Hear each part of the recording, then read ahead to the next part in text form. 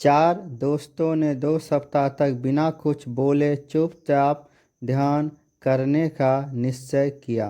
उन्होंने अपने इस अभ्यास के प्रतीक के रूप में एक मोमबत्ती जलाई, जो कि उन्हें हर वक्त यह याद दिलाती रहेगी उन्हें बिना कुछ बोले बस ध्यान करना है। इसके बाद उसने ध्यान करना शुरू किया। पहले दिन की रात होते होते मोमबत्तियाँ टिमटिमाई और बुझ गई। यह देखते पहले दोस्त ने कहा, अरे नहीं, यह मोमबत्ती तो बुझ गई। दूसरे दोस्त ने कहा, हमें बात नहीं करनी चाहिए, हमने कुछ भी ना बोलने की कसम खाई थी।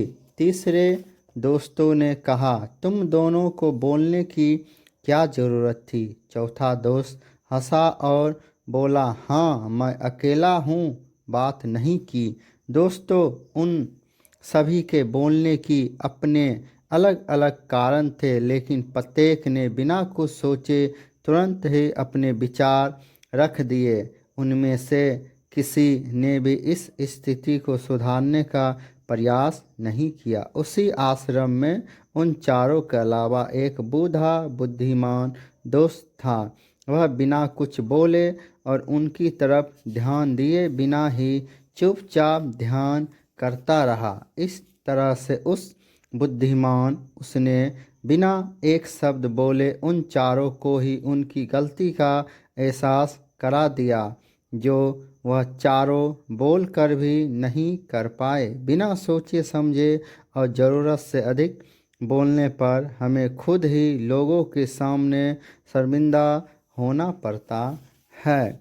एक समझदार व्यक्ति कभी भी बिना मांगे किसी को सलाह नहीं देता, क्योंकि वह जानता है कि बिना मांगे दी गई सलाह का कोई मतलब नहीं होता और ना ही उस सलाह को मानता है। लेकिन आजकल लोगों ने अपनी समस्या बताई नहीं कि हम उन्हें समाधान देना शुरू कर देते हैं, जबकि 99% केस में जब लोग हमसे अपनी समस्या शेयर कर रहे होते हैं तो वह हमसे कोई समाधान नहीं सुनना चाहते हैं, बल्कि हम उनकी बातों को ध्यान से सुन ले और इससे उन्हें कुछ समय के लिए शांति महसूस होती है, क्योंकि हमने जो सलाह देंगे उन्हें पता होता है कि क्या सही है क्या गलत है।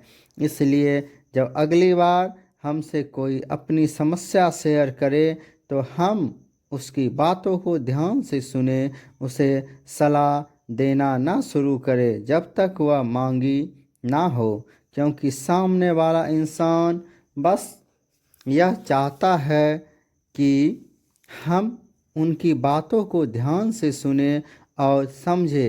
यह बात तो आप लोगों ने भी सुनी होगी, हम जितना कम बोलते हैं उतना ही समझदार होते जा रहे हैं, और इसका उल्टा भी उतना ही सही है। जो जितना बुद्धिमान होगा वह उतना ही कम बोलेगा। धन्यवाद।